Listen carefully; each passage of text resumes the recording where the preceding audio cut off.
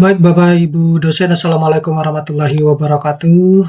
Jumpa lagi dengan saya di channel Mimbar Intelek. Nah, kali ini saya akan menyampaikan tentang terkait dengan kenaikan jabatan akademik dosen berdasarkan dari Permendikti-Saintek, ya, Kepmendikti-Saintek nomor 539 tahun 2026 yang merupakan turunan dari Permendikti-Saintek nomor 52 tahun 2025. Jadi, kali ini kita akan membahas secara khusus ya persyaratan khusus untuk lektor, lektor kepala, dan profesor yang mungkin Bapak Ibu dosen butuhkan ketika untuk mau naik ke jabatan akademik dosen, karena masih banyak dosen-dosen yang bertanya terkait dengan syarat khusus tersebut ya, terutama karena untuk penerbitan artikel harus di Q berapa dan lain sebagainya.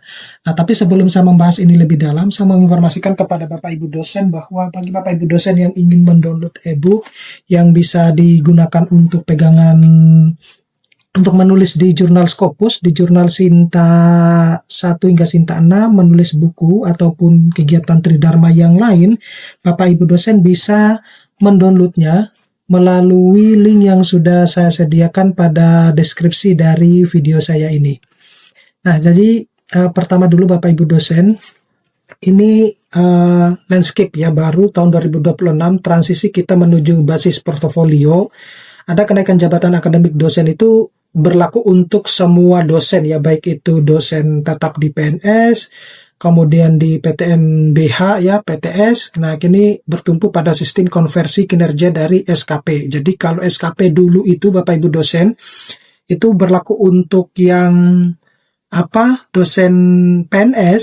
Nah, sekarang itu tidak Bapak Ibu dosen ya. Jadi dosen non PNS pun maupun dosen di PTN BH itu juga diberlakukan untuk yang SKP ya. Artinya di situ sudah ada penilaian untuk yang angka kredit konversi maupun angka kredit prestasi ya.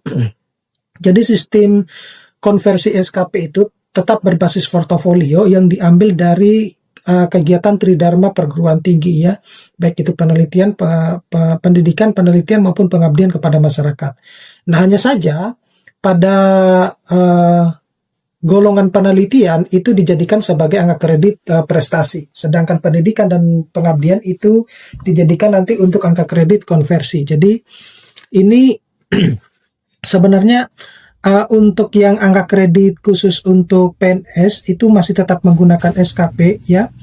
Kemudian yang angka kredit untuk yang penyetaraan itu PTS ya, masih tetap. Dan kemudian ada sebenarnya bukan SKP itu bukan hampir mirip lah, bukan hampir mirip ya, tetapi begini konsepnya itu untuk yang non PNS itu bukan menyusun SKP sebenarnya, tetapi ada kinerja prestasinya yang harus dipisahkan seperti itu. Nah, itu yang kemudian jadi mungkin sebagian dosen itu berpikir bahwa dosen non PNS itu tetap harus menyusun SKP. Sebenarnya tidak Bapak Ibu dosen, cuma kalau saya melihatnya hampir mirip-mirip lah gitu ya, hampir mirip-mirip karena kalau di kampus tempat saya bekerja itu kebetulan pembuatan SKP itu tidak hanya diberlakukan untuk dosen PNS tapi semua dosen. Nah, cuma untuk format SKP tahun ini itu untuk berdasarkan dari Kepmendikti-Saintek nomor 39 itu berbeda. Kalau dulu itu kan disatukan ya semua Tridharma, kalau sekarang itu dipisahkan. Nah, itu sebenarnya tujuannya untuk mencapai rekam jejak sebenarnya ya terhadap kinerja kita selama ini. Jadi jangan disalah artikan kalau semua dosen baik itu PNS maupun non PNS itu harus menyusun SKP. Cuman begini Bapak Ibu dosen, itu tadi prestasinya, kinerja prestasinya itu dipisahkan ya. Kalau yang non PNS tetap penyetaraan ya. Nah, ini 3 pilar dokumen yang wajib. Jadi otoritas institusi itu adalah surat pengantar ya, jadi dari PTN, kemudian LEDikti atau kementerian yang lain, kemudian ada surat pernyataan pimpinan perguruan tinggi ya terkait dengan kebenaran dokumen yang kita lampirkan ya, atau yang kita sudah upload ya di Sister. Kemudian ada berita acara dan daftar hadir persetujuan Senat ya, terutama untuk yang ke lektor kepala dan ke guru besar ya, biasanya seperti itu ya. Karena kalau yang lektor kepala khususnya untuk yang PTN di luar dari PTN BH dan PTS itu pasti ke pusat. Kemudian untuk integritas, jadi ada berita acara daftar hadir Komite Integritas Akademik ya. Ini biasanya kalau PTS itu biasanya dibentuk pada saat ada pengajuan ke lektor kepala ataupun ke guru besar, semacam itu ya. Kemudian fakta integritas karya ilmiah, ada uji kemiripan ya, Turnitin sejenis yang terbaca, ini yang masih banyak dikeluhkan oleh Bapak Ibu dosen ya. Karena masuk akal apa yang disampaikan oleh Bapak Ibu dosen bahwa artikel yang sudah terbit itu sudah memenuhi kaidah yang memang ditetapkan oleh jurnal tersebut. Jadi untuk apa lagi melampirkan bukti dari scan Turnitinnya semacam itu. Nah, tapi bagaimana lagi Bapak Ibu dosen, itu sudah kesepakatan dari para asesor. Ya kita mau nggak mau ya harus tetap memenuhi atau mematuhi aturan yang memang sudah ditetapkan. Jadi ya kita ikuti sajalah. Kalau saya sih seperti itu ya. Tapi sebenarnya ya benar juga apa yang Bapak Ibu dosen sampaikan ya terkait dengan hal tersebut. Karena memang kalau kita melihat aturan, artikel yang memang sudah terbit itu sudah memenuhi kaidah dari apa yang sudah ditetapkan dari ini ya. Kaidah yang sudah ditetapkan dari jurnal tersebut. Jadi masuk akal sebenarnya apa yang Bapak Ibu dosen sampaikan gitu. Cuma itu tadi Bapak Ibu dosen kita ini aja kita ikuti ya dari ritmenya ya. Kemudian untuk rekam jejak akademik tentu ada pelaporan BKD ya yang disetujui oleh pimpinan yang kita lakukan setiap semester, dokumen angka kredit kumulatif ya, kemudian ada ijazah atau sertifikat pendidik serta bukti korespondensi atau substansialnya. Nah, untuk 4 filter mutlak karya ilmiah, jadi Bapak Ibu dosen ini seringkali bertanya, apakah penulis tunggal itu bisa dijadikan sebagai syarat untuk naikkan jabatan akademik? Kalau untuk menambah angka kum iya, tapi kalau untuk dijadikan sebagai syarat khusus, ya misalnya syarat khusus ke asisten ahli, ke lektor kepala maupun ke guru besar itu tidak diperbolehkan. Meskipun secara eksplisit tidak disampaikan di dalam di dalam dokumen, baik itu Permen maupun Ketmen, tetapi sebenarnya asesor itu punya namanya bukan bahasa sendiri ya, tapi persamaan persepsi gitu. Jadi kadang itu tidak tertulis, tapi asesor itu punya persamaan persepsi. Nah, kemudian bukan dari tesis ya atau disertasi ya, itu juga tidak diperbolehkan. Kemudian memiliki nilai kebaruan, dalam ini novelty, ini menjadi fokus utama assessment reviewer, dan tidak diterbitkan oleh institusi asal. Karya untuk lektor hingga ke profesor wajib terbit di perguruan tinggi yang di luar perguruan tinggi ya pengusul ya. Kemudian baru dokumen itu layak asesmen. Nah, ini peta syarat khusus publikasi. Jadi kalau untuk lektor ya minimal Sinta 4, internasional Q4 ya dengan nilai SJR lebih dari 0,1 dengan impact factor di atas 0,05. Kemudian peran wajibnya itu sebagai penulis pertama. Nah, untuk yang lektor kepala itu adalah nasional minimal Sinta 2 ya. Kemudian internasionalnya itu adalah Q3 dengan nilai SJR di atas 0,2 dengan impact factor di atas 0,05. Peran wajibnya itu sebagai penulis pertama sekaligus sebagai penulis korespondens ya. Sedangkan untuk profesor itu 2 yang dibutuhkan. Jadi untuk yang Q2 ya wajib ini adalah untuk nilai SJR-nya di atas 0,25 dengan impact factor di atas 0,05 sebagai penulis pertama ya, dan juga sebagai penulis koresponden ya. Nah, ini ada yang kurang. Kemudian untuk pilihannya itu bisa Q3 atau Sinta 1 ya. Sinta 1 baik itu dia bisa bertindak sebagai penulis pertama atau sebagai koresponden saja. Nah, kemudian untuk lektor langkah awal publikasi mandiri, jadi pengusul wajib menghasilkan 1 artikel dengan memilih salah satu dari 2 jalur berikut ya. Jadi kalau jalur nasional tentunya jurnal akreditasi nasional minimal Sinta 4 ya yang diterbitkan dan dinilai. Kalau jurnal internasional ya tentunya harus jurnal internasional bereputasi minimal kuartil 4 ya dengan matriks ya tadi SJR-nya lebih dari 0,1 atau impact faktornya lebih dari 0,05. Ini syarat mutlaknya itu adalah sebagai penulis pertama, status jurnal juga tidak boleh cancel atau discontinue saat proses penilaian. Kemudian untuk lektor kepala itu eskalasi, reputasi, dan tanggung jawab. Jadi jalur internasional utama yaitu minimal kuartil 3 ya, matriks SGR 0,2 atau impact factor 0,05. Kemudian jalur Sinta nasional ya, alternatif Sinta 2 ini bisa jebakan fluktuasi status ya. Jika saat terbit berstatus Sinta 2 namun saat dinilai turun menjadi Sinta 4, maka usulannya itu digugurkan Bapak Ibu dosen atau digagalkan gitu ya.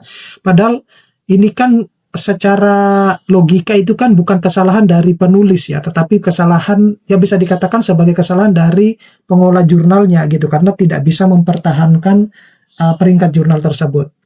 Nah, syarat mutlak perannya, jadi penulis pertama sekaligus penulis koresponden itu menandakan kendali penuh atas publikasinya. Untuk profesor, dua kunci utama publikasi ilmiahnya itu adalah satu, bereputasi tinggi ya, wajib internasional minimal kuartil 2, matriksnya itu SGR di atas 0,25 atau impact factor 0,05 ya. Perannya itu bukan hanya penulis pertama tetapi sekaligus juga penulis korespondens ya. Kemudian untuk kunci kedua, pendukungnya ini adalah salah satu ya, bisa Q3 atau jurnal minimal Sinta 1 ya. Penulis pertamanya bisa penulis pertama atau hanya sebagai penulis korespondens. Nah, ini yang kita bicarakan ini hanya yang naik satu step Bapak Ibu dosen ya, tidak kita bicarakan yang loncat jabatan ya atau loncat 2 tingkat gitu.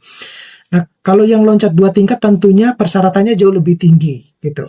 Nah, kedua, jurnal ini dilarang berstatus discontinue atau cancelled saat baik saat terbit maupun dinilai. Kemudian kacamata asesor, mengapa SGR ini lebih direkomendasikan? Jadi Web of Science maupun impact factor ya. Jadi kelemahan akses itu bersifat tertutup. Asesor sering kesulitan memverifikasi impact factor. Kemudian kerancuan matriks ya, jadi sering menampilkan jurnal citation indikator ya, di mana asesor mengingatkan JCI itu bukan impact factor ya, tapi sama dengan impact factor. Kemudian untuk Scopus atau Skimago SGR, jadi kekuatan verifikasi SGR terbuka dan mudah diakses melalui platform Skimago atau Scopus. Hanya saja untuk yang Skimago SGR ini update-nya itu per tahun gitu ya.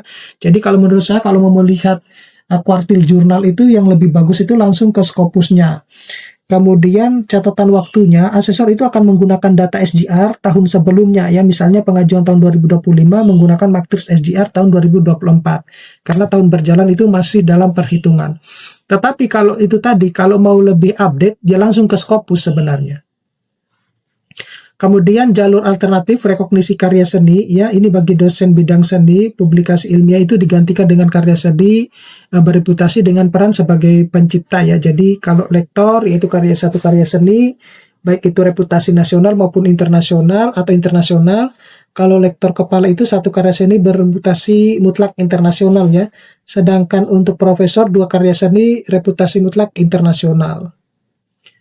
Nah, untuk syarat khusus tambahan bagi profesor ini yang penting ada 5 ya, ada 5. Bapak Ibu dosen itu bisa pilih salah satu dari ini. Kalau Bapak Ibu dosen sudah pernah mendapatkan hibah penelitian maupun pengabdian kompetitif, itu sudah cukup gitu ya. Apalagi kalau ditambah sebagai Bapak Ibu dosen pernah membimbing program doktor, itu Bapak Ibu lihat ya jumlah mahasiswanya berapa.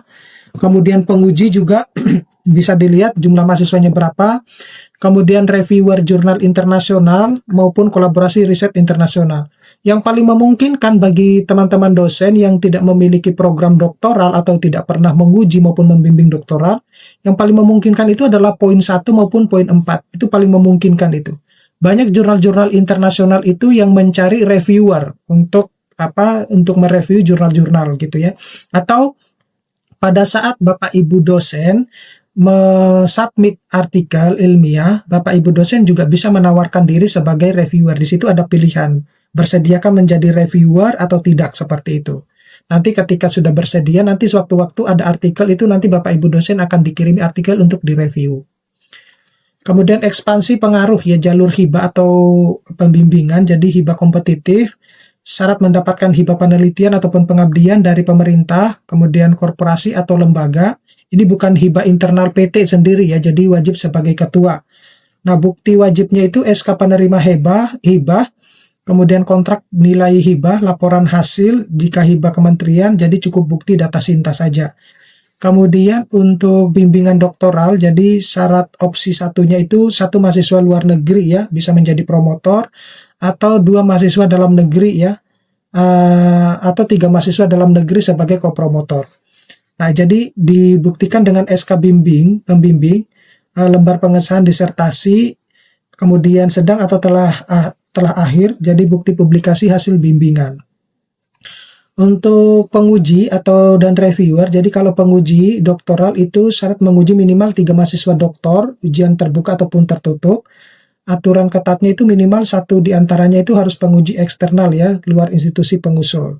Jadi bukti wajibnya itu SK atau tugas, lembar penelaah, berita acara, dan lembar pengesahan. Kemudian untuk reviewer jurnal internasional itu menjadi mitra bestari di minimal 2 jurnal internasional bereputasi ya. Aturan ketatnya itu penerbit jurnal itu wajib di luar institusi sendiri. Jadi tadi ya, kalau Bapak Ibu dosen bersedia mau menjadi reviewer jurnal ya silakan untuk menawarkan diri menjadi reviewer seperti itu. Dan selanjutnya ini adalah rekognisi ya, global, kolaborasi internasional. Jadi Bapak Ibu dosen itu pernah menjadi PIC kerjasama penelitian ya, jadi bertindak sebagai person in charge atau penanggung jawab untuk riset bersama dengan profesor dari perguruan tinggi luar negeri. Jadi dokumen pembuktian mutlak itu dokumen proposal penelitian bersama, kemudian memorandum of agreement ya. Jadi klausul kritis, jadi dokumen kerjasama ini wajib memuat klausul jaminan pembiayaan riset tersebut. Nah, untuk jebakan administratif sebelum submit, jadi jebakan korespondensi, apakah bukti review Anda itu sekedar accepted? Asesor mencari bukti korespondensi yang menunjukkan revisi dan perbaikan substansi. Kemudian jebakan status berjalan, periksa ulang Scopus atau Skimago Sinta hari ini, ya pastikan jurnal Anda itu tidak masuk daftar cancelled dan discontinued atau tepat sebelum masa penilaian. Jebakan keterbacaan visual, jadi apakah hasil uji kemiripan ya, yaitu dalam hal ini Turnitin, di-scan dengan resolusi tinggi, dokumen syarat khusus yang blur tidak terbaca dapat dikembalikan seketika oleh asesor. Oke, saya kira cukup sekian Bapak Ibu dosen, mudah-mudahan ini bisa bermanfaat. Nanti kita akan ketemu pada video-video selanjutnya. Saya akhiri, assalamualaikum warahmatullahi wabarakatuh.